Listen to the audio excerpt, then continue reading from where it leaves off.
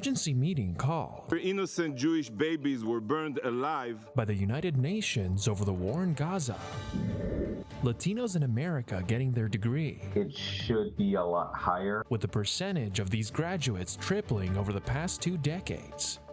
The rise of AI. I'm about to sign an executive order. How the White House is planning to regulate this developing technology.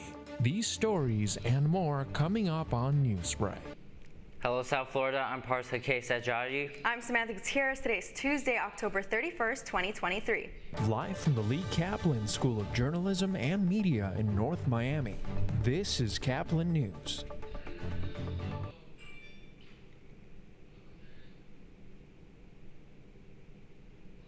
Symbolic stars worn by members of the Israeli delegation. They were intended to remind the United Nations of the ones Jews were made to wear during the Holocaust. It was part of yesterday's emergency meeting of the Security Council, asking for a humanitarian stop to the fighting in Gaza. No ceasefire. That's the message from Israel's Prime Minister this morning. As CNN's Nick Robertson reports, he made the announcement as Israeli ground troops pushed further into Gaza. Just as the United States would not agree to a ceasefire after the bombing of Pearl Harbor or after the terrorist attack of 9/11, Israel will not agree to a cessation of hostilities with Hamas. Inside Gaza, Israeli forces reinforcing that message, extending their incursion deeper into the enclave's densely populated neighborhoods. Ground troops, according to the IDF, calling in airstrikes on Hamas strongholds. Aircraft also dropping flyers, warning civilians their neighborhood's now a battlefield and to evacuate south. This civilian-looking vehicle didn't manage to escape, taking a direct hit from a tank. The IDF say impossible to know if it contains civilians or terrorists. The mounting civilian death toll and deteriorating humanitarian conditions fueling international pressure on Israel to call a ceasefire. Netanyahu insisting his is a just war. It means making a moral distinction between the deliberate murder of the innocent and the unintentional casualties that accompany every legitimate war. As night falling, more and more of Gaza's residents on the move, many in makeshift camps, all of them just hoping they'll see the sun rise. That was CNN's Nick Robertson reporting. Yesterday, an Israeli private named Ori Megidish was reunited with her family after 3 weeks of being held hostage by Hamas.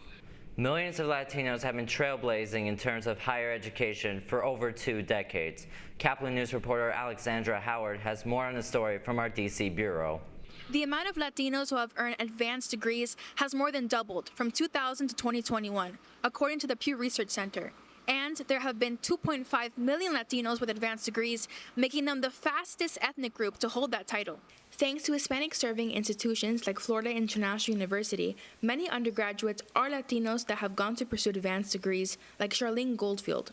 She has 2 master's degrees and is a lawyer for the Department of Homeland Security. She gives advice to Latinos who want to pursue advanced degrees. I feel like minorities, especially like Latinos or Latinx or in general, feel like if you make one mistake or you're making several little mistakes, then oh my gosh, it's the end of the world and you're just not good at what you're doing and you're just not going to make it and everything's going to just crumble down, because it's like we're trained to have to be better, right? Double your peers that are, that are either white or come from other backgrounds. According to the 2021 American Community Survey from the U.S. Census data, DACA eligible students have impacted that number as well.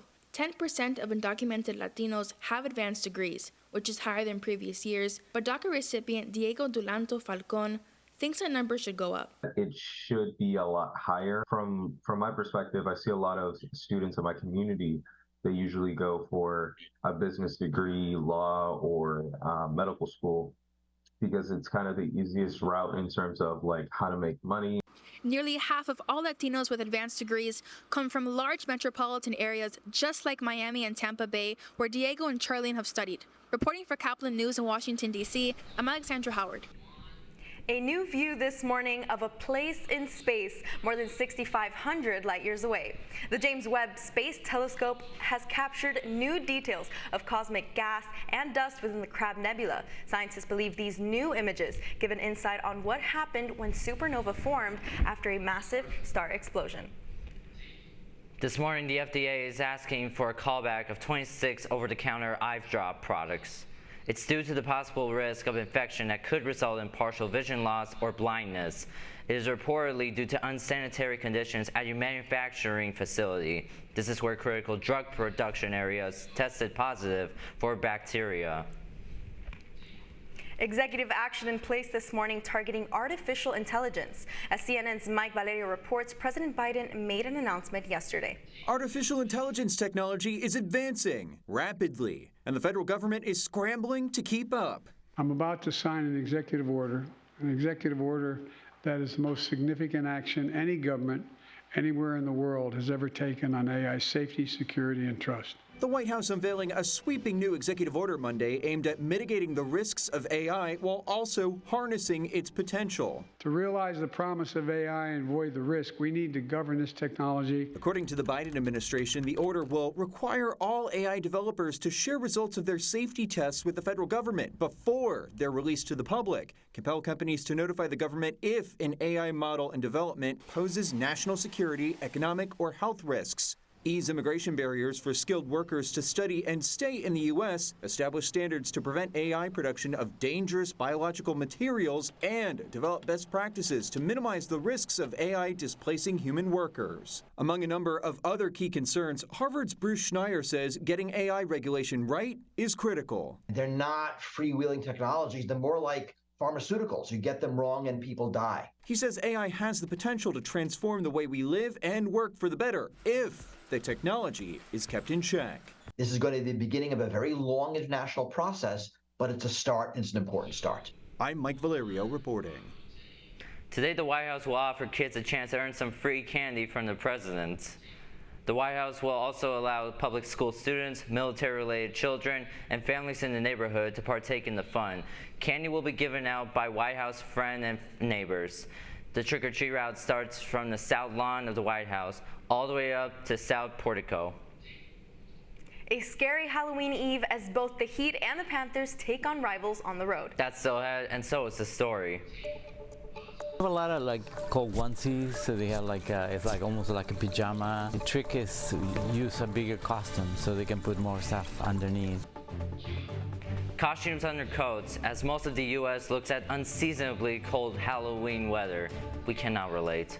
Newsbreak will be back in 2 minutes.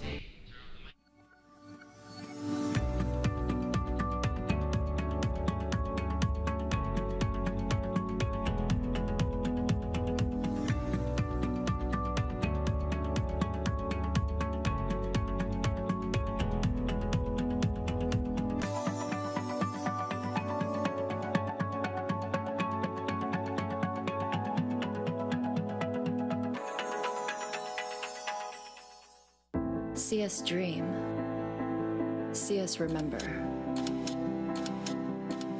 See us protest. You matter. Your feelings matter. Your identity matters. Everything about who you are matters. See us fight back. See us rebuild. See us shatter stereotypes. See us inspire. See us united. See us now. There are 16 million children struggling with hunger in America. That's 1 in 5 daughters, sons, neighbors, and classmates who don't know where their next meal is coming from. Yet billions of pounds of good food go to waste every year. It's time we do something about it. Feeding America is a nationwide network of food banks that helps provide meals to millions of kids and families in need. Visit feedingamerica.org to help them feed even more. Together, we can solve hunger. Together, we're feeding America.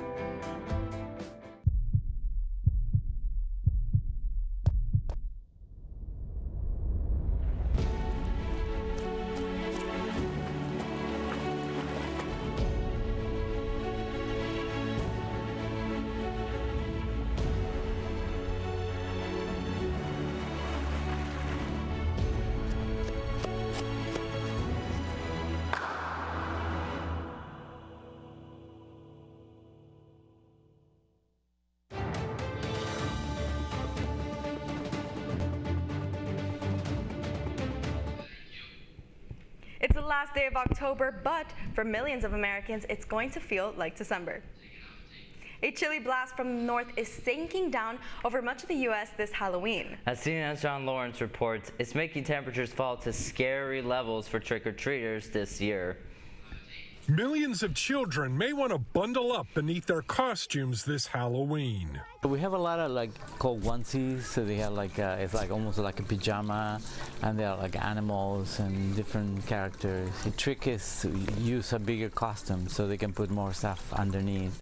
A blast of bone-chilling air from Canada has cast its spell on the U.S., bringing unseasonable conditions across much of the east and parts of the south this All Hallows Eve. For example, temperatures were in the 80s in Philadelphia and Washington, D.C. over the weekend, but they'll only reach the low 50s on Tuesday. Cooler than usual weather will also be seen in Atlanta, New Orleans, and Dallas, and some cities in the Midwest won't get out of the 30s. Now, the good news is that high pressure may bring the cold, but it will also keep it dry for many trick-or-treaters. So while millions will be braving blustery weather as they take part in Halloween, absolutely long sleeves. I am more of a mask person.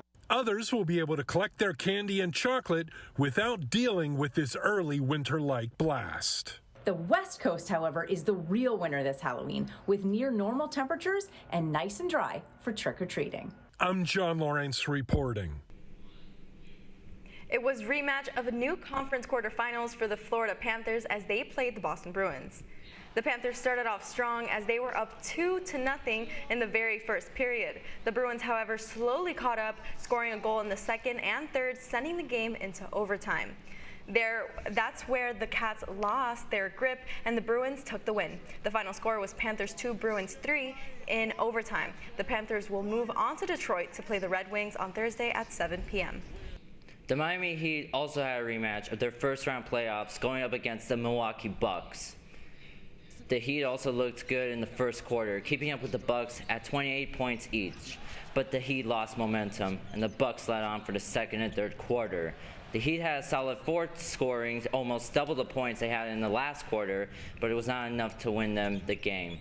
The final score was Heat 114, Bucks 122. The Heat fell to a 1-3 record and will come home to play the Brooklyn Nets tomorrow at 7:30 p.m. You're watching Newsbreak, and we're coming right back. How prepared is your family if a tornado shows up at your doorstep, or a flood, or a hurricane? You can't just turn away a natural disaster. That's why it's important to go to ready.gov/plan now. It has the tools and tips you need to make an emergency plan with your family. So if disaster comes knocking, let's go. You'll be ready to help keep your family safe. It's just a pizza. Yes. Make a plan today.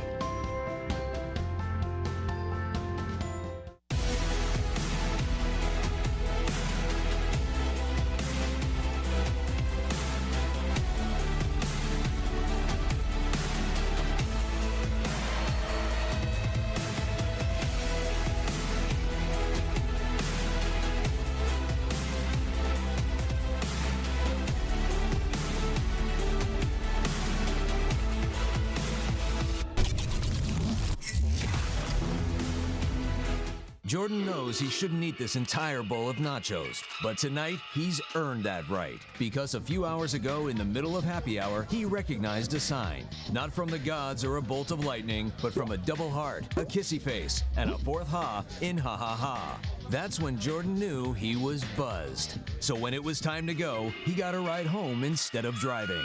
Be a legend like Jordan. Recognize your buzzed warning signs and get a ride home. Buzz driving is drunk driving.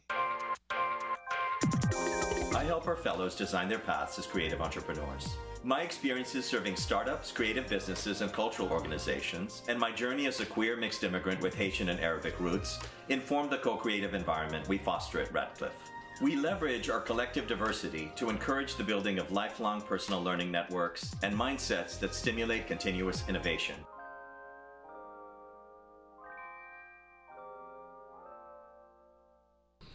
That's all the time we have for Newsbreak. I'm Samantha Gutierrez. And I'm a banana. Get more news anytime at caplinnews.fiu.edu. Now let's make it like a banana and split. Happy Halloween, everyone.